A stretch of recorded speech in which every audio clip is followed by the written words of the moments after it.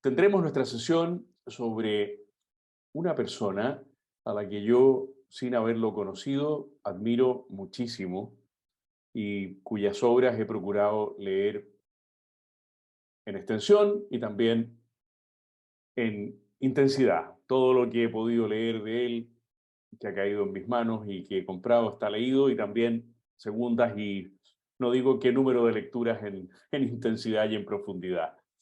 Va a poner, Andrés, por un instante, un breve guión, de tal manera de que podamos saber cuál es el orden de la sesión. Ahí lo va a presentar. Tenemos ahí a Václav Havel a la izquierda, en su habitual simpatía, era un hombre de una gran simpatía humana. Y entonces vamos a trabajar esos tres temas. Vamos a hablar de su biografía, que es siempre interesante conocer la dimensión humana. Después vamos a mirar algunas características de su vida personal que se desprenden de su biografía. Y ahí tienen ustedes 5 aspectos que vamos a tratar. Cómo mira él el orden temporal desde una posición estética, él es un artista. Cómo asume la vida personal con gran sacrificio. Cómo enseña el desprendimiento de los cargos, a pesar de que él ocupó la presidencia de la República, ya vamos a matizar esto por un largo periodo, también enseñó a desprenderse de los cargos. Es un hombre muy sincero sobre sí mismo, no tiene ningún inconveniente en dar a conocer su interioridad y también en mostrar su búsqueda de Dios. Vamos a ir precisando esto en su biografía.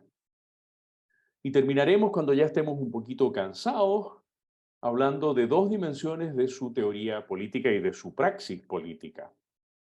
La crítica de los totalitarismos, porque le tocó vivir por largos años en la Checoslovaquia comunista, y su concepto de democracia moral. Puede sonar un poquitito desagradable así de entrada, juntar 2 palabras tan disímiles de una densidad tan diferente, ¿no? Pero ya veremos en qué sentido lo plantea Havel. Entonces le pido a Andrés que retire eso de pantalla para poder yo ver mi guión. Exactamente. Bueno, muchas gracias. ¿Quién fue? Porque ya falleció Václav Havel.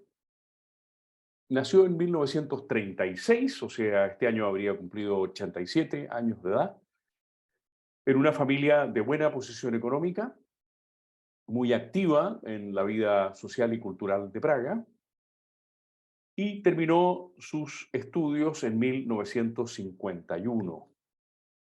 Eso significa 3 años después de que los comunistas se hubiesen hecho con el poder en Checoslovaquia mediante un golpe de Estado. El año 48 se hicieron con el poder mediante un golpe de Estado. Dada la condición familiar, Havel no tuvo acceso a la educación superior. Él lo que quería era estudiar dramaturgia. Esa era su vocación y será en gran medida la vocación de su vida, el teatro. Pero le asignaron otra profesión de ingeniería en principio y él no quiso aceptar esa imposición, por lo tanto, en los primeros años de su vida ya como joven adulto, trabajó como técnico en un laboratorio químico. Por las tardes asistía a unas pocas clases a ver si podía preparar un ingreso a la universidad, pero, pero no logró entrar al cupo que él quería. Y entonces aceptó estudiar entre 1955 y 1957, entre los 19 y los 21 años de edad, economía en la Universidad Técnica de Praga. Pero imagínense qué distancia fuerte hay entre el hombre que quiere ser dramaturgo, no actor, dramaturgo, y la economía. Comenzó a publicar muy joven artículos en distintas revistas literarias y a acudir a algunos cenáculos de poesía, porque no lo satisfacía para nada la breve profesión que había adquirido con sus estudios económicos. Pero tuvo que hacer el servicio militar en esa Checoslovaquia de finales de los 50, dura, apretada.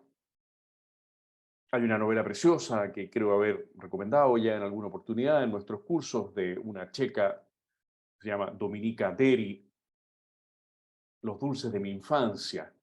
En esa novela preciosa de Dominika Deri se trasluce, más que eso, se deja al descubierto la dureza del totalitarismo comunista en Checoslovaquia, en la República Checa hoy, en la República de Eslovaquia hoy, que eran una sola nación, un solo Estado en realidad, no una sola nación, hasta hace poco tiempo atrás. Cuando terminó su servicio militar, ¿quién era Václav Havel? Era un joven de 23 años con unos estudios que no lo satisfacían, con una experiencia como ayudante de laboratorio y con unas habilidades militares. Era todo lo que tenía. Y entonces decidió entrar al teatro por la puerta de atrás y aceptó ser contratado como tramoyista. Todos sabemos lo que es un tramoyista, la persona que pone y saca los decorados, que arregla las luces, que se preocupa de ayudar al sonidista, el niño de los mandados de un teatro. Pero su talento era tan grande que comenzó al segundo año de trabajar en el Teatro La Balaustrada de Praga a ayudar en composición teatral, que era lo que realmente quería. Presentó sus primeras piezas dramáticas entre 1962 y 1967. O sea, antes de cumplir los 30 años, entre los 25 y los 30, Havel ya había logrado, de manera autodidacta, escribir sus primeras obras de teatro. Pero su problema es que era un hombre con un profundo sentido del humor y por lo tanto con una sutil ironía.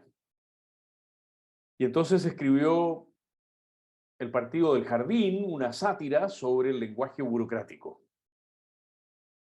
Y esto ya no cayó tan bien en algunos círculos. ¿Qué quiere decir este jovencito desconocido con esta obra satírica? Él va a ser un autor a la larga, insertado en el teatro del absurdo. ¿Ah? Tenemos a Ionesco como la principal figura y una de las figuras que viene inmediatamente a continuación es Havel en el teatro del absurdo, que comenzó a cultivar con las obras de humor y sobre todo de ironía. Tenía que escoger Havel si entraba por la línea del arte oficial checo o si corría el riesgo de vincularse con los escritores independientes y disidentes del régimen comunista. Optó por esto segundo.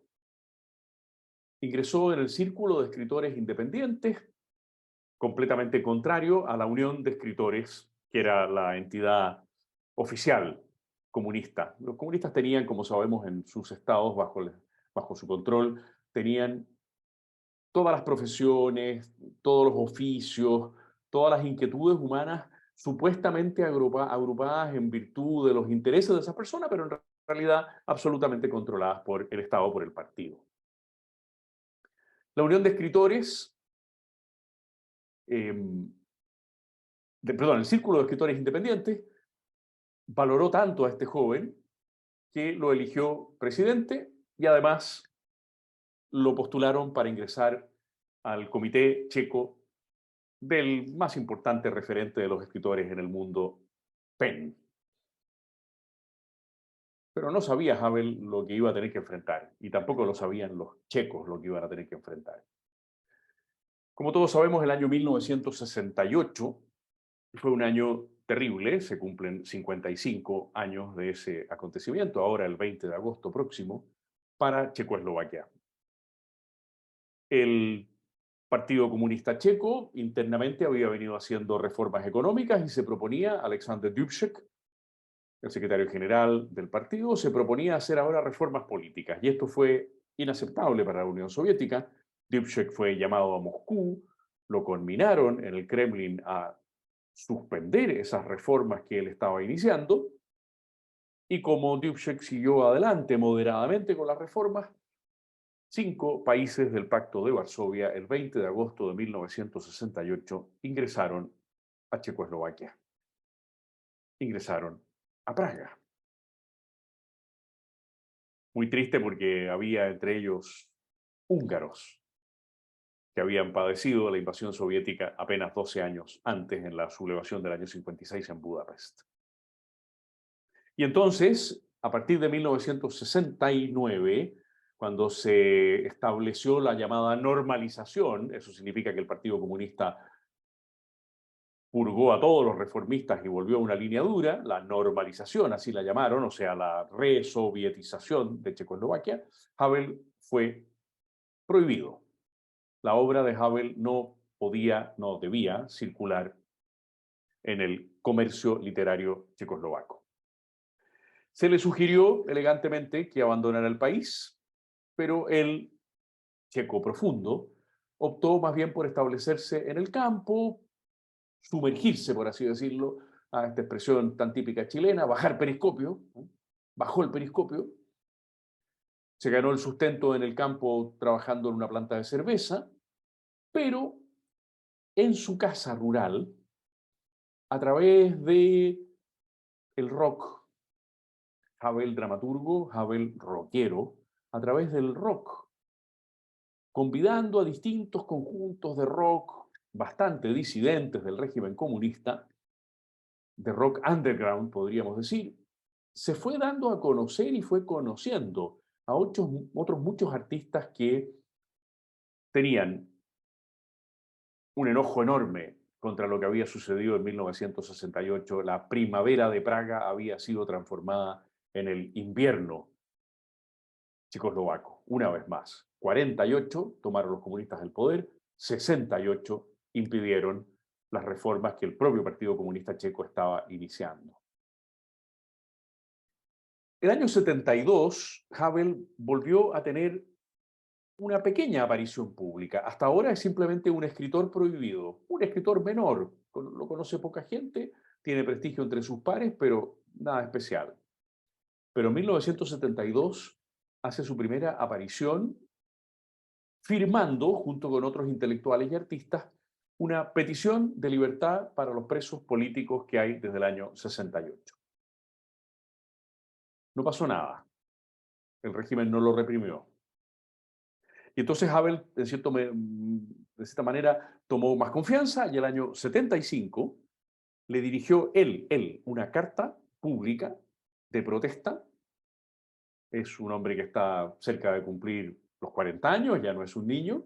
Le dirigió una carta pública de protesta al presidente de la República, Gustav Husak. Tampoco hubo represión alguna. Ni el año 72 ni el año 75 el régimen comunista estimó que era conveniente, porque Havel todavía era poco conocido, reprimirlo. Dejémoslo. No hay, no hay mayor gravedad en que se esté promoviendo a sí mismo, pensaron los comunistas. Su auténtica notoriedad nacional y mundial vino 2 años después, en 1977, porque es uno de los tres principales portavoces de una carta, Carta 77, que esta vez sí le exigía al gobierno checoslovaco el respeto de los derechos humanos en cumplimiento de las obligaciones que se habían contraído por el Acta de Helsinki del año 75, donde parecía que el mundo soviético se iba a allanar a respetar los derechos humanos. Y en Checoslovaquia, obviamente, en los 2 años siguientes no había pasado nada al respecto. Y entonces este grupo de personas que escribieron Carta 77, uno de los tres principales promotores de esa iniciativa fue Václav Havel, se transformaron de ahí en adelante en una organización, diríamos en un referente político, un referente cívico. Lo llamaron Comité para la Defensa de los Injustamente Perseguidos. Su principal objetivo era que el régimen entendiera que no tenía derecho alguno a tener en la cárcel a personas que habían apoyado la primavera de Praga 9 años atrás ya, 68, 77, y que todos esos años se habían manifestado como disidentes del régimen. Pero entonces el régimen sí que reaccionó. Entre 1978 y 79, a Havel se lo condenó a arresto domiciliario y se lo privó de sus derechos civiles. ¿Cuál fue el cargo? El cargo contra Václav Havel fue el ser un parásito social, el no tener un oficio conocido, el no haber desarrollado una carrera profesional coherente, parásito social. Esa primera condena lo terminó llevando a la cárcel después del arresto domiciliario, de la privación de derechos civiles, porque fue efectivamente condenado a 5 años y medio de cárcel. Alcanzó a cumplir casi 5, fue su primer periodo carcelario. En 1983, Havel, que era un fumador empedernido, y esto es lo que lo va a llevar a la tumba, desgraciadamente para él y para nosotros, que lo admirábamos tanto, ya tenía problemas de salud, probablemente ya tenía el inicio del cáncer y con un enfisema pulmonar, y entonces se asustaron mucho en el régimen y lo liberaron en 1983, un poquito antes de que cumpliera la totalidad de su condena. No se nos vaya a morir en la cárcel este hombre. ¿Pudo escribir en la cárcel? Sí, pudo escribir mucho.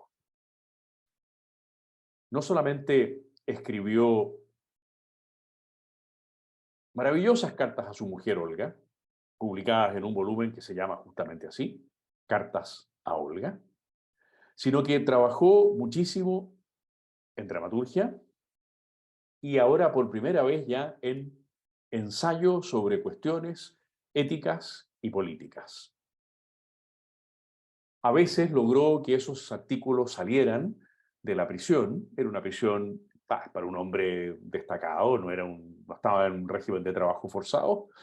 Logró que algunos papeles salieran de manera clandestina y que circularan con el sistema que se usaba en esos años en los países comunistas, el sistema de samizdat, que también comentamos para Solzhenitsyn. O sea, una persona recibía un texto y lo copiaba.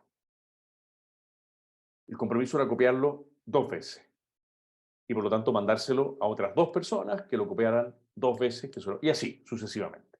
Se iba extendiendo y multiplicándose un texto, en este caso los textos de Havel, producidos en prisión entre los años 79 y 83. En algunos casos cuenta Havel que tuvo que escribir hasta 5 veces una misma carta a su mujer, porque el alcaide de la prisión le rechazaba las cartas, le decía, no, esta carta no puede salir al exterior. Bueno, pero dígame que tengo que corregir. No, usted tiene que darse cuenta. Era un método también de tortura psicológica, ¿no? Entonces Abel volvía a leer la carta y a lo mejor en alguna frase se había deslizado alguna idea y la tachaba. No, no, no, no, no, no. Esta carta no puede salir, pero ¿cómo si ya la corregí? No, no, no, no, no corrigió lo que está mal. Algunas hasta 5 correcciones antes de que le autorizaran que la carta saliera. Desde el año 83, cuando fue liberado, al año 89, Havel volvió a una cierta reclusión. Siguió escribiendo, recuperando su salud, es lo que es más evidente, recuperándose de casi 5 años en la cárcel. No es broma esto, ¿no es cierto? De ninguna manera. Cuando comenzó el impresionante año 89, el año que puso fin, por así decirlo, al corto siglo XX, corto siglo XX va de 1914 a 1989, del comienzo de la Primera Guerra Mundial hasta la caída del muro y de los socialismos, el corto siglo XX. Cuando comenzó ese año, Havel se ha ido poquito a poco revinculando con el mundo editorial y literario, colabora con un periódico y precisamente porque participa en una manifestación estudiantil el 17 de mayo de ese año 89, fue detenido de nuevo. 4 meses de prisión. Había estado casi 5 años, ahora fueron 4 meses. Había sido condenado a 8 en esta segunda condena, 8 meses. A los 4 meses lo dejaron salir. Pero los acontecimientos, como todos sabemos, se fueron sucediendo de manera absolutamente vertiginosa en ese verano europeo de los meses de junio, julio y agosto de 1989, con la presión que hicieron los jóvenes alemanes orientales por pasar a Alemania Occidental y por pasar a otros países del mundo libre en sus vacaciones de verano. Cómo se tomaron distintas embajadas y cómo finalmente se negoció que pudieran pasar. Y ese es el preludio de lo que va a suceder el 7 de noviembre de 1989, cuando misteriosamente en el régimen brutal de Alemania Oriental, por cada 6,5 personas había una que estaba vinculada de algún modo con la Stasi, se tomó la decisión de abrir el muro. Y la pregunta que le hicieron los periodistas ahí presentes al jerarca que daba la orden fue: ¿y cuándo se abre el muro? Y él contestó: ahora, de inmediato. Y se produjo en horas el acontecimiento más extraordinario e impensado que terminó con el siglo XX corto. Y esos acontecimientos del 7 de noviembre, que habían sido precedidos por el verano europeo de junio, julio, agosto, esos acontecimientos van a rebotar en Checoslovaquia. ¿Por qué? Porque el 21 de noviembre los estudiantes checos, que no tenían ningún muro que votar en sentido físico, pero que seguían impedidos de pasar a Occidente,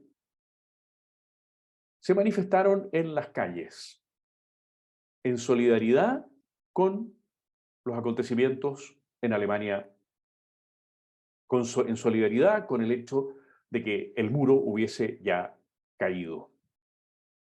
Y entonces Havel fue invitado por otros intelectuales a darle ya forma a este movimiento estudiantil y popular a través de una organización que llamaron Foro Cívico. Y le pidieron a Havel que fuera la cabeza de Foro Cívico. El año 89, Havel tiene 53 años, es por lo tanto una persona ya plenamente madura, con larga experiencia en la dramaturgia, muy conocido en el mundo de la música, y un hombre que tiene sobre sus espaldas el prestigio de haber servido dos periodos, uno bastante largo, otro más breve, en prisión por sus convicciones. Havel volvió a Praga porque vivía habitualmente fuera de la ciudad, vivía en Bohemia, en su residencia de campo. Volvió el 20 de noviembre a la ciudad, mandatado por Foro Cívico para iniciar las conversaciones con el Partido Comunista Checo para que el Partido Comunista Checo abandonara el poder. Y esas negociaciones, que fueron breves, difíciles pero breves, porque en el Partido Comunista Checo fueron conscientes de que no había ninguna posibilidad de retener el poder, esas manifestaciones significaron para Václav Havel un momento de especial drama para él. Él, un dramaturgo, pasó por un drama personal muy grande. Porque saliendo del Palacio de Gobierno, del Castillito, una enorme multitud esperaba el resultado de las negociaciones y comenzó a corear su nombre cuando lo vieron salir. Y entonces él le comentó a Olga: Olga, la gente ya me conoce, estoy perdido. Son palabras muy conmovedoras porque el hombre entendió que su nombre en las bocas de decenas de miles, quizá de más de 100.000 personas que estaban esperando el final de las negociaciones, significaba que a él lo estaban colocando como punta de lanza del nuevo gobierno libre. El 29 de diciembre, terminado el régimen comunista, 29 de diciembre de 1989, Havel fue elegido por unanimidad presidente interino de la República de Checoslovaquia en la Asamblea Federal. Se convirtió en el primer jefe de Estado no comunista desde el año 48. Habían pasado 41 años, casi toda su propia vida. 41 años.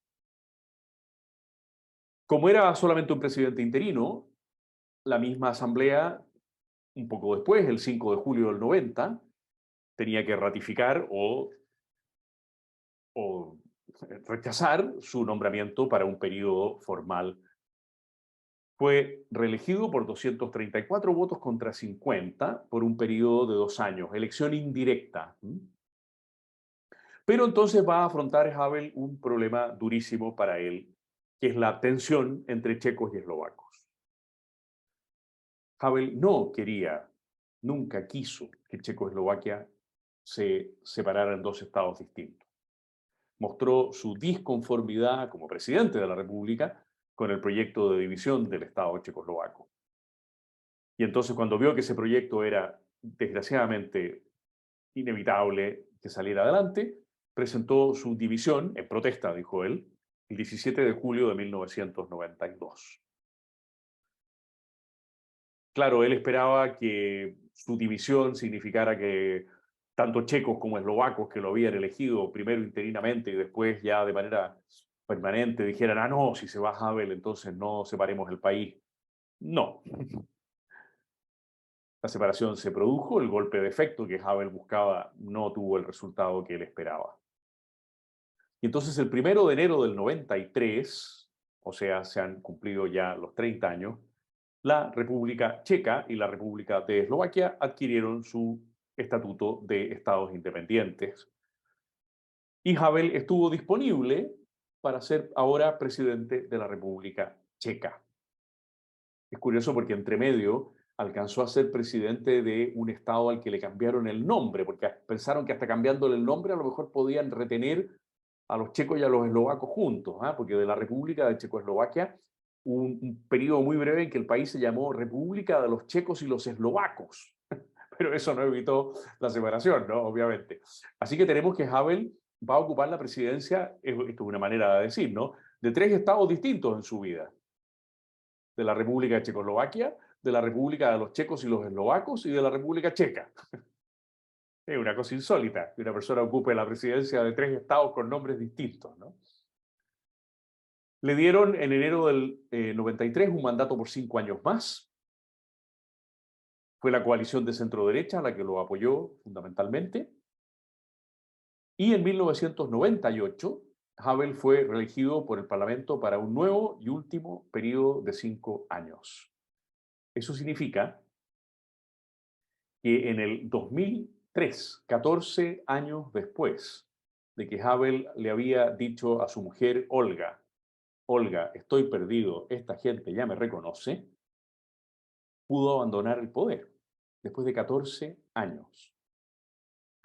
Efectivamente, él se dio cuenta que estaba perdido, que ahí no iba a poder seguir siendo el hombre dedicado a las letras, ¿no? A la dramaturgia, sino que su coherencia lo había llevado a una situación en que el pueblo checo y eslovaco primero, el pueblo checo después, a través de sus representantes, le exigían la presidencia de la República. El problema para Havel en estos 14 años fue, como ya lo vamos a analizar en algunos de sus escritos en los próximos minutos, el estado en que se encontró el país. El estado en el que estaba el país era equivalente al cáncer al pulmón derecho que iba extendiéndose en el organismo del propio Havel. De hecho, el año 96 le extirparon un tumor muy grande en el pulmón derecho. Después tuvo una perforación del intestino grueso en abril del 98. Le tuvieron que hacer en momentos sucesivos, por los problemas de respiración que tenía, 4 traqueotomías. Y a continuación tuvo una crisis cardíaca. Claro, eran muchos años de adicción al tabaco. Era un hombre que además también tomaba bastante. Entre el alcohol y el cigarro, su organismo se fue deteriorando. Pero lo que es impresionante es que nunca dejó de ejercer el cargo, ni usó como pretexto para evitar que lo reeligieran las dificultades de salud que tenía. Se había casado con Olga Spichalova, Olga, en 1964. Olga había muerto en 1986 de una larga batalla también contra el cáncer, perdón, 96 contra el cáncer, murió a los 62 años de edad. Y entonces el presidente, que tenía él su propio cáncer, su mujer recién fallecida el año 97, siendo presidente de la República, se casó con una actriz, Dagmar Beskornova, en segundas nupcias, casi 20 años más joven que él. Con una enorme tosudez, Havel decidió terminar su tercer mandato a la presidencia de la República, el primero de 2 años, el segundo de 5, el tercero de 5 y unos meses, como todos recordamos, de presidencia provisional, el 30 de enero del 2003. Con unas cotas de popularidad muy altas, pero sin duda inferiores a las que había tenido en los primeros años 90. El desgaste de 14 años de presidencia se notaba. Havel fue un hombre reconocido en toda Europa. Estuvo en Chile en la presidencia de Frei Montalva y obviamente la Concertación lo escondió. Lo escondió. No quiso por ningún motivo que Havel tuviera actividades públicas. Pero Havel recibió todos los premios que podamos imaginar: el Premio Estatal de Literatura Europea, el Premio Erasmus, el Premio Olaf Palme, el Averell Harriman de la democracia, el Indira Gandhi de la paz, el Entendimiento Internacional de la Fundación Fulbright, el Príncipe de Asturias en Comunicación y Humanidades, el Premio al Estadista Europeo del Año. Y, por supuesto, las más variadas universidades le iban dando los grados académicos, honoríficos, con que se honra a las grandes personalidades. El listado de universidades que ustedes van a oír que le dieron grados académicos honoríficos a Havel es muy difícil encontrarlo en otras personalidades públicas. Nueva York, Toronto, Dresden, Río de Janeiro, Toulouse, Wisconsin, Columbia, Jerusalén, Brno, Beirut, Kiev, Bruselas, Wrocław, Stanford, Harvard, Glasgow, Vilnius, Bucarest, Oxford, Pretoria, Manitoba, Riga y el Trinity College de Dublín, en Irlanda. 25 doctorados honoris causa o grados académicos equivalentes. Las obras escénicas de Havel son muy difíciles. No recomiendo dedicarse a la lectura de este gran hombre a través del teatro, sino a través de los ensayos, que son los que vamos a comentar un poquitito en la segunda y parte final. Ustedes me dirán, pero ¿cómo? Si nos queda todo, no, pero vamos a hacer unos poquitos comentarios sobre cada acápite. Porque esas obras de dramaturgia son del teatro del absurdo, entonces a veces uno se desconcierta un poquitito. Pero en la faceta de ensayista, en la faceta de autor de meditaciones políticas, es muy difícil encontrar a una persona de una profundidad y consistencia al nivel de Václav Havel en los finales del siglo XX y comienzos del XXI. Recomiendo especialmente un libro muy fácil de conseguir, El poder de los sin poder. Por supuesto, Cartas a Olga. Meditaciones de verano, que es para mí el libro que más me gusta, el que he leído más veces. Hay textos de meditaciones de verano que he leído decenas y decenas, pero de verdad decenas de veces y que hoy día voy a volver a leer con ustedes. Hacia una sociedad civil, discursos políticos, en fin. En cualquier buena librería que no esté sesgada están los textos de Václav Havel y son estética y políticamente maravillosos. Todo un ejemplo para lo que nosotros necesitamos en Chile y para Chile. Bueno, una pinceladita ahora sobre cada uno de los ítems. A lo mejor Andrés puede volver a poner el pequeño guión por un instante en Sí, pantalla para que recordemos, porque esta biografía de un poquito más de media hora ahora tiene que ser complementada con por qué consideramos a este hombre un pensador conservador notable, ¿no? Entonces, fíjense, primero algunas cositas de su vida personal, ahí las tenemos, no las voy a repetir. Ok, saquémoslo nomás, Andrés, y para que se hagan una idea de qué cosas voy a ir comentando ahora. La mirada estética al orden temporal. Esto es muy interesante porque, al fin de cuentas, la política es arquitectura. La política es organización de elementos en el tiempo y en el espacio. Y entonces él tenía toda una mirada estética, artística. He descubierto que aquí, en la Presidencia de la República, el buen gusto es más útil que un posgrado en ciencias políticas. Miren qué interesante, ¿eh? El buen gusto. Y agrega Havel, es en gran medida una cuestión de forma, de saber cuánto tiempo hablar, cuándo empezar y cuándo terminar, cómo decir algo cortésmente, cómo decir siempre lo que es más significativo en un momento dado, prescindir de mencionar lo que no es importante ni pertinente, cómo insistir en la propia posición sin ofender, cómo crear el tipo de atmósfera amistosa que hace que las negociaciones complejas se vuelvan más fáciles, cómo mantener una conversación sin entrometerse o ser distante, cómo equilibrar los temas políticos serios con otros más livianos y distendidos, cómo planificar los viajes oficiales con mucho criterio, saber cuándo es más apropiado no ir a alguna parte, cuándo ser abierto o reservado y hasta qué grado. Esto es muy notable. El presidente de la República que está declarándole a sus conciudadanos que él se guía por el buen gusto, por la delicadeza en el trato, por la finura. ¿Qué diferencia estarán pensando ustedes? ¿Eh? ¿Cuántas diferencias? Dejémoslo ahí nomás, ¿no es cierto?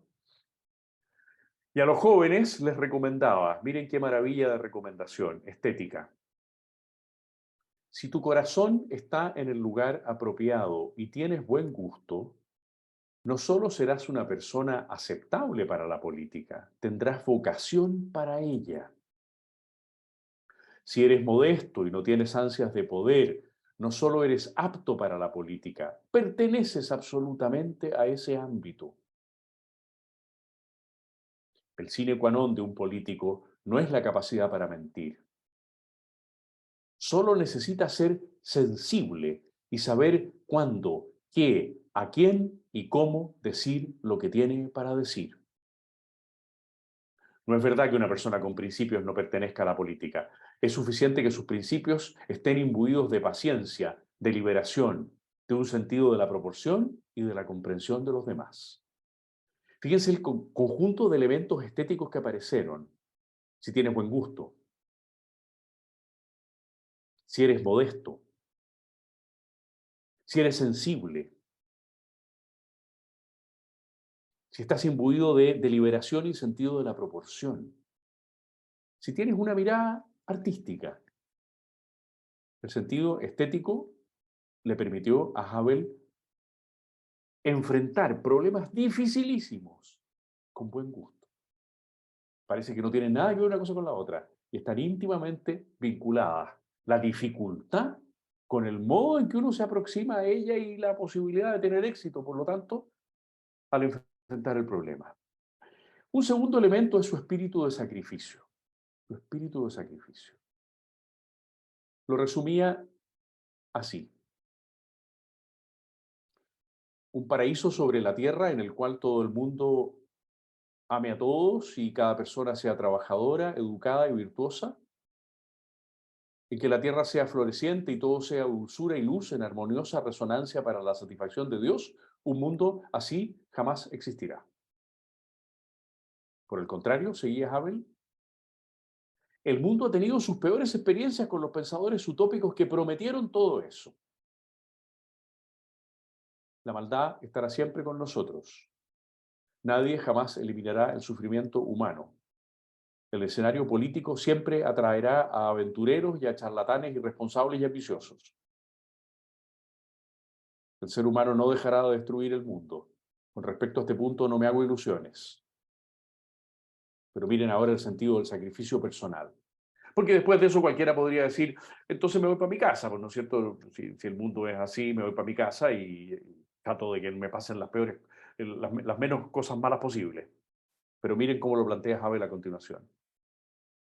Ni yo ni nadie ganará esta guerra de una vez por todas. A lo más podremos ganar una batalla o dos. y ni siquiera eso está asegurado. Sin embargo, sigo creyendo que tiene sentido luchar con perseverancia. La batalla se ha estado librando durante siglos y continuará durante los siglos venideros. Hay que hacerlo por principios, porque es lo correcto. O si ustedes prefieren, porque Dios quiere que así sea. Es una batalla eterna y sin fin, librada por gente buena, entre quienes me incluyo más o menos. Tenía sentido del humor este hombre. Contra gente mala. Por la gente honrada contra la gente deshonrada. Por las personas que piensan en el mundo y la eternidad contra las personas que solo piensan en sí mismas y en el momento presente. La lucha sucede en el interior de todos. Es lo que hace que una persona sea persona y la vida vida. Así que cualquiera que afirme que yo soy un soñador que espera transformar el infierno en el cielo, está equivocado. Tengo pocas ilusiones, pero siento, aquí viene el sentido del sacrificio, ¿eh? Siento que tengo la responsabilidad de trabajar por las cosas que considero buenas y correctas. No sé si podré cambiar ciertas cosas para mejor o no en absoluto. Los dos resultados son factibles. Solo hay una cosa que no estoy dispuesto a admitir, que no tenga sentido esforzarse en una buena causa. Y esto lo escribía él en 1993, en ese libro maravilloso, Meditaciones de Verano. Uno piensa, si este hombre meditaba así en verano, ¿cómo serían los días fríos de invierno? Una sola cosa no estaba dispuesto a admitir: dejar de sacrificarse por una buena causa. Era un hombre muy desprendido de los cargos. 14 años, me dirán ustedes, ¿cómo desprendido de los cargos? Sí, pero cada vez se presentó y fue electo. No se apernó, no se atornilló. Desprendido de los cargos. Le cargaba la intriga política. Esto escribió sobre la intriga política, sobre esa gente que se apituta, que busca el permanecer. La intriga política no es política de verdad. Y aunque se puede salir con lo suyo por un tiempo mediante la política superficial, tal logro no traerá consigo muchas esperanzas de un éxito duradero. Por medio de la intriga uno puede fácilmente convertirse en primer ministro, pero hasta ahí llegará su éxito. Y bien poco podrá cambiar en el mundo mediante esa vía. Me conformo con dejarle la intriga política a otros. No intentaré competir con ellos. Primera idea, no entrar por ningún motivo en eso que pegotea al político, la intriga, las malas artes, el aserruchamiento de piso, el chaqueteo, la traición. Continuaba Havel. Si hubiera alguna posibilidad de tener éxito en la empresa, existe una sola forma de luchar por el logro de la decencia, la cordura, la responsabilidad, la sinceridad, la civilidad y la tolerancia. Esto es, actuando con decencia, con cordura, con responsabilidad, con sinceridad, con urbanidad y con tolerancia. Estoy consciente de que en la política de todos los días esto no se percibe como la manera más práctica de hacer las cosas. Por eso él se quejaba, que le decía que era un soñador. Y sigue Havel. Pero tengo una ventaja, y es que entre mis muchas fallas personales hay una que casualmente no tengo: el deseo o el amor por el poder. Al no estar limitado por él, soy esencialmente más libre que aquellos que se aferran a su poder o posición, hecho que me permite darme el lujo de comportarme olvidando el criterio de la táctica. Esto es genial. El hombre se siente libre frente al poder, no se siente limitado por el cargo. Y entonces dice que se puede dar el lujo de comportarse olvidando los criterios de la táctica, de la carambola, de la reglín. La sinceridad sobre sí mismo. Havel era un hombre que le hablaba muchísimo al pueblo checo, al pueblo eslovaco y después, ya separado el país, al pueblo checo. Le hablaba desde el fondo de su corazón. Se preguntó un día, ¿qué puedo hacer yo como presidente, no solo para mantenerme fiel a esta noción de la política, sino también para llevarla al menos parcialmente a la realización? Se preguntaba él, ¿qué puedo hacer yo para que mi idea de la política no se quede en los libros? Y se contestaba, al igual que en cualquier otra situación, debo empezar conmigo mismo.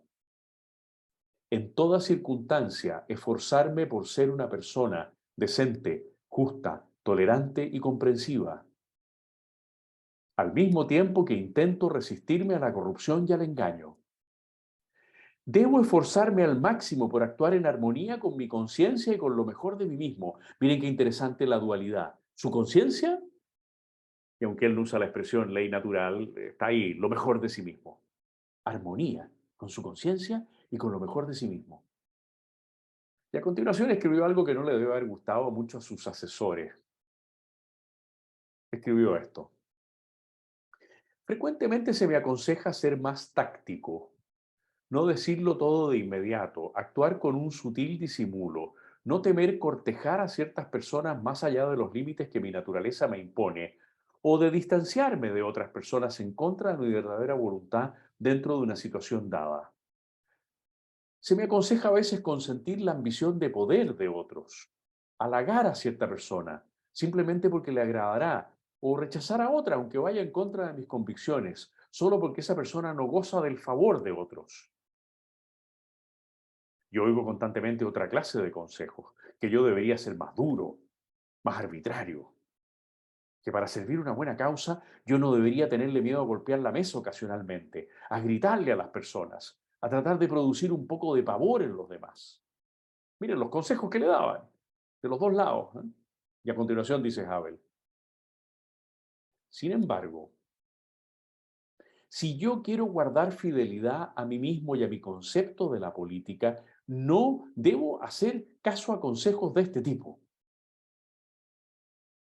Y a continuación agrega con ironía, no solo en interés de mi propia salud mental, lo cual se podría percibir como un deseo personal y egoísta, no solo para no volverme loco, sino principalmente en el interés de lo que más me preocupa. ¿Qué es lo que más le preocupa? Este simple hecho, decía Havel, como presidente de la República, no se puede establecer el trato directo mediante conductas indirectas. No se puede establecer la verdad mediante la mentira. No se puede establecer el espíritu democrático mediante directivas autoritarias. Y agregaba frases maravillosas. Por cierto, no sé si la rectitud, la verdad y el espíritu democrático tendrán el éxito final, pero sí sé cómo no tener éxito, optando por medios que se contraponen a los fines deseados. Tal como lo aprendemos de la historia, es esta la mejor forma de eliminar los fines mismos que nos proponemos lograr. Tengo que ser consecuente, decía Havel, entre los medios y los fines. Y en cuanto a la búsqueda de Dios, Havel fue un hombre a lo largo de gran parte de su vida agnóstico. Discuten sus principales biógrafos. He leído dos biografías largas, una que me parece ya la biografía definitiva, canónica, por así decirlo, la biografía de Mikhail Santovsky, Havel, Una vida. Es una biografía de 750 páginas. La de Olga Kristova es una biografía un poquito más sencilla. La de Santovsky parece ya completamente definitiva, porque eran muy buenos amigos, además, lo conocía muy bien. Y ahí queda en claro que Havel tuvo en los años finales de su vida un interés por volver a un cristianismo probablemente católico, pero que no está claro si lo practicó, en qué medida lo practicó. Pero él siempre buscó a Dios. Lo llamaba la memoria del ser. Cuando no se atrevía a usar la palabra Dios, hablaba de la memoria del ser. Es algo que está por encima de nosotros. Lo he denominado la memoria del ser, un aspecto integral del orden secreto del cosmos, de la naturaleza y de la vida, eso que los creyentes llaman Dios. y a cuyo juicio están sometidas todas las cosas. Era un creyente, por lo tanto, si sostiene que a juicio de esa memoria superior están sometidas todas las cosas. Algo, dijo Havel, algo me dice que estamos siendo observados desde las alturas, que todo está visible, que nada es olvidado, que el tiempo terrenal no tiene poder para borrar las desilusiones de los fracasos terrenales. Y termina con una frase que es para pensarla muy largamente. Concluye Havel, nuestro espíritu sabe que no es la única entidad que tiene conciencia de los fracasos. Nuestro espíritu sabe que hay otro en lo alto que conoce nuestros fracasos. No lo dice de una manera explícita, pero está reconociendo la existencia de Dios. Dos palabras finales sobre el tercer punto, las dimensiones de la teoría política de Havel. Hay dos cosas decisivas en su teoría política, y es bueno que sean solamente dos, me parece a mí. Primero, la crítica de los totalitarismos. Vivió desde niño, nació el año 36, vivió de niño la Segunda Guerra Mundial, cuando tenía 12 años el país quedó en manos de los comunistas, toda su vida adulta hasta el año 89, por lo tanto, bajo un régimen totalitario. ¿Cómo lo definió? Es un régimen, dijo Havel, que depende de mecanismos manipuladores, refinados, complejos, poderosos, que ya no requieren ni de asesinos ni de víctimas. Impresionante, ¿eh? El sistema comunista ha sido siempre un sistema totalitario. Ya tuviese la cara humana de los tiempos de Dubček, o fuese el gangsterismo del régimen camboyano de Pol Pot. El carácter totalitario del sistema comunista entra en conflicto con la tendencia intrínseca y propia de la vida hacia la heterogeneidad, la diversidad, la especificidad, la autonomía, en una palabra, hacia la pluralidad. Y entonces concluye Havel, a esto se debe que inevitablemente la vida obstruye y se resiste a un sistema totalitario. Esa fue la vida que él desplegó como dramaturgo, como firmante de Carta 77, como prisionero durante 5 años y después 4 meses, como gestor final de los acuerdos con el régimen comunista para que abandonaran el poder. Esa vida lo llevó a él, lo que él llamaba el poder de los sin poder, lo llevó a él a enfrentarse al totalitarismo y a colaborar con su derrota. ¿Y entonces qué propone para reemplazar el régimen totalitario? La democracia moral. Porque ¿qué ha descubierto él al asumir la presidencia de la República? Algo que él ya sabía, pero que ahora lo descubre desde el Castillo de Praga, desde la sede de gobierno. Lo descubre desde el poder al que no se siente atado, pero que tiene que ejercerlo. ¿Qué descubre? Descubre que la sociedad ha sido moralmente trastornada bajo el totalitarismo. Que hay una enorme y deslumbrante explosión de cada vicio humano imaginable. Son palabras de Havel. Que una amplia gama de tendencias humanas cuestionables o moralmente ambiguas fueron sutilmente fomentadas a lo largo de los años, solapadamente destinadas a servir las operaciones cotidianas del sistema totalitario. Y ahora, dice Havel, de repente, esas fuerzas se han liberado, han ganado la libertad. Pero claro, eso no significa que al ganar la libertad se vayan a saber guiar por un orden moral. Sigue Havel. Aquel orden, el totalitario, se ha hecho añicos. Pero un orden nuevo que le ponga límites, en lugar de servirse de los vicios, un orden basado en la responsabilidad libremente asumida, aún no ha sido construido. Esto lo escribe el año 93, cuando lleva ya 3 largos años de presidente de la República. Y tampoco pudo haberlo sido, dice Havel, porque desarrollar y cultivar esa clase de orden requiere muchos años. Estimadísimos compatriotas que estamos en esta sesión sobre este gran hombre, nos va a costar muchos años reconstruir el orden moral en Chile y tener una democracia de base moral. Muchos años, porque nos han destrozado el país. Estoy convencido, decía Havel, que jamás podremos construir un Estado democrático basado en el principio del derecho si no construimos al mismo tiempo un Estado que es humanitario, ético, intelectual, espiritual y cultural. Las mejores leyes, los mejores mecanismos democráticos no podrán por sí solos garantizar la legalidad, ni la libertad, ni los derechos humanos, si no están anclados en ciertos valores sociales y humanos. No está hablando el arzobispo de Praga, está hablando el presidente de la República. ¿De qué serviría una ley, sigue diciendo Havel, si nadie la respetara, si nadie la defendiera, si nadie tratara responsablemente de acatarla? No sería más que un pedazo de papel. ¿Qué utilidad tendrían unas elecciones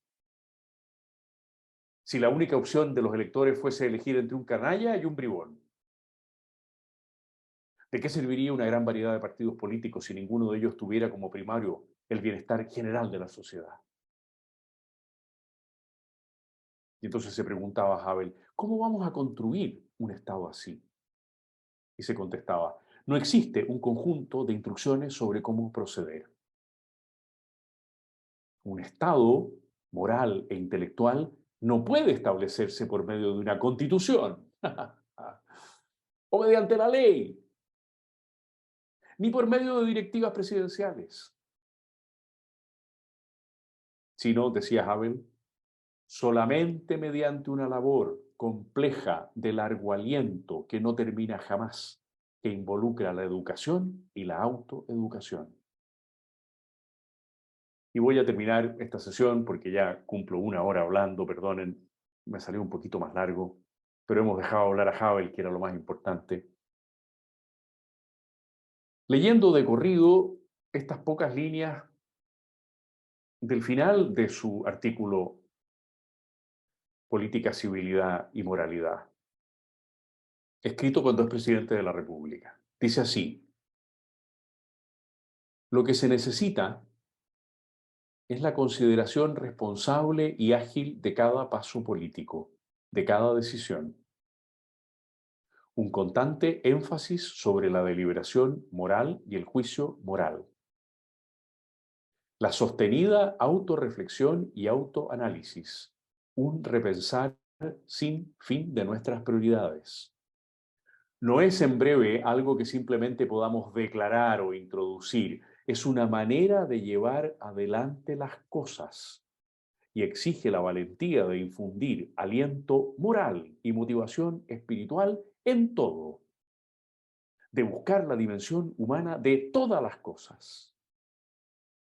La ciencia, la tecnología, la pericia y el llamado profesionalismo no bastan. Algo más es necesario.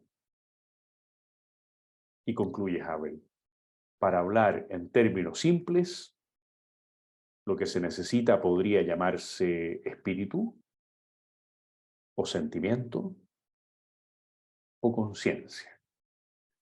Me alegro mucho de haber podido darles a conocer, espero, a este gigante del siglo XX, fallecido en pleno siglo XXI. Muy buena charla, profesor. Bueno, todos los que están aquí, ¿alguna pregunta que tengan? Gonzalo Álvarez, ahí estamos. Cortito para que alcancemos, porque acuérdense que yo 20 para me tengo que ir, o sea, les pido disculpas por haber hablado tan largo. Así que sean Perdón. intervenciones cortitas y yo contesto cortito. Sí, Samir, perdón.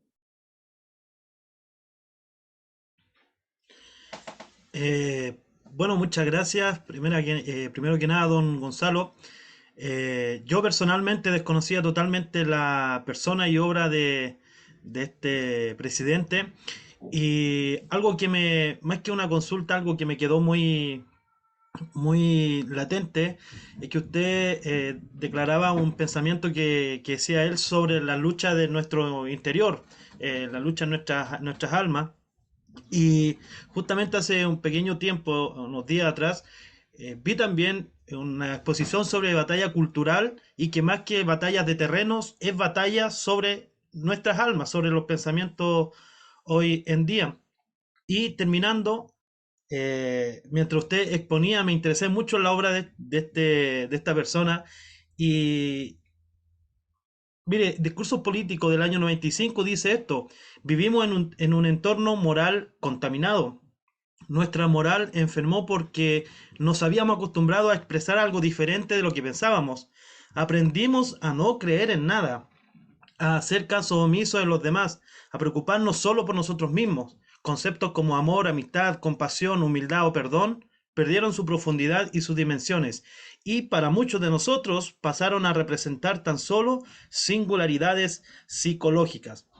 ¿Por qué yo lo leo? Para mí, porque me gustó mucho la obra de esta persona y creo que es la realidad de lo que estamos viviendo. Esos conceptos se han ido perdiendo, estamos en esta batalla y agradezco yo este espacio, profesor, estas exposiciones para poder seguirnos alimentando y desde nuestra vereda, dentro de lo posible, seguir dando esta batalla por recuperar lo moral que usted decía que va a costar mucho en nuestro país. Eso, muchas gracias. Muchas gracias por el comentario, Samir, y por el excelente aporte que hiciste buscando ahí otro texto maravilloso. Y estamos preparando ya los cursos para el segundo semestre, de tal manera que, como terminan pronto los de este semestre, ya en agosto vamos a tener un julio de descanso, en junio todavía terminamos algunos cursos, podamos seguir formándonos, porque esa batalla cultural es una, primero, como bien lo dice Haber, una batalla en el interior de cada uno de nosotros, pero desde el interior tiene que salir hacia las demás personas a que las ayudemos a que recuperen un auténtico sentido moral de la vida, y que eso se exprese después de la democracia. Tenemos una más, profesor, de Oscar Labrín. Hola, buenas. Pero no, no es Oscar Labrín, no. ¿Cómo estás, profesor? Gusto de verte, muchacho. Gusto de verte, gusto de verlo, perdón. Última semana de clases aquí en la Universidad de Concepción, señor. Mire, mi pregunta va dirigida al legado político del personaje que usted nos presentó hace 3 años, cuando teníamos un pequeño grupo de jóvenes, ¿se acuerda? Y es respecto de qué lecciones puede sacar el eventual gobierno de republicanos. De Havel, por favor. Que como bien decía Luis Alejandro Silva en su brillantísima entrevista del domingo por la noche con Cristian Barker en Icari, que creo que vale la pena que todos la vean con mucha calma, estamos en la vida pública por las personas, no solo para servir a las personas, sino también porque personas que están a nuestro lado nos inspiran. Y él dijo que lo inspiraban Diego Portales y Jaime Guzmán, pero que estaba en política por José Antonio Cast. Bueno, también nosotros tenemos que pensar que en un eventual gobierno de José Antonio, y a lo mejor en 20 años más, un eventual gobierno, o en 10 años más, un eventual gobierno de Luis Alejandro, a quien yo veo con una proyección extraordinaria, lo que tenemos que tener son personas que estén dispuestas a seguir un ideario de transformación personal en el servicio a los demás. Si tenemos personas que, como bien dice Havel, solo están pensando en la intriga y en la táctica y que están apegadas al poder y que carecen de buen gusto, no haremos nada mejor que lo que están destrozando sistemáticamente los que hoy ocupan el poder. Así que la tarea que cada uno de nosotros tenemos, yo estoy preparando una exposición justamente para los seminarios próximos presenciales, tanto en Olmué como en Viña del Mar, que vamos a tener en 2 semanas más, y que se va a llamar cómo debe afrontar el mundo republicano la situación actual. Y quienes quizá lean ese título van a pensar que yo voy a hablar de estrategia. No, voy a hablar de comportamientos personales que tenemos que tener de tal manera de cometer los menores errores posibles y los errores menos graves posibles en las tareas que la ciudadanía nos va encomendando. Así que Lorenzo, que no es Óscar, es Lorenzo, muchas gracias por el comentario que has hecho sobre ese vínculo. Y tenemos espacio para una pregunta más, Andrés, o un comentario más, si Sí, lo hubiera. hay una pregunta escrita de Enrique Fuenzalida. Y dice, Hola Enrique, siempre participativo Enrique, excelente. nos dice, ¿qué importancia le daba Havel a la Primera y Segunda Guerras Mundiales del siglo XX? Una importancia enorme para Checoslovaquia, porque, para su propia nación, porque Checoslovaquia no existía antes de la Primera Guerra Mundial, formaba parte del Imperio Austrohúngaro. El Imperio Austrohúngaro tenía, discuten los autores, entre 28 y 33 nacionalidades distintas al interior. Y cuando se disuelve el imperio, nace Checoslovaquia. Y después una importancia enorme la Segunda Guerra Mundial, porque en el centro de Europa, desgraciadamente, los alemanes pasaron hacia el este y los rusos pasaron hacia el oeste. Y por lo tanto, Hungría, si partamos de un poquito más arriba, Polonia, Hungría, Checoslovaquia, fueron países devastados a la ida y a la vuelta.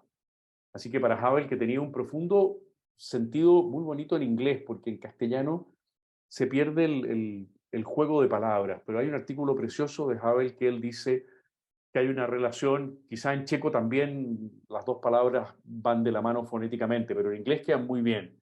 Dice él que hay una relación entre stories and history, y que cuando el régimen totalitario suprime el sentido de la history, impide las personal stories, suprimido el sentido general de la historia, como un caminar hacia un destino.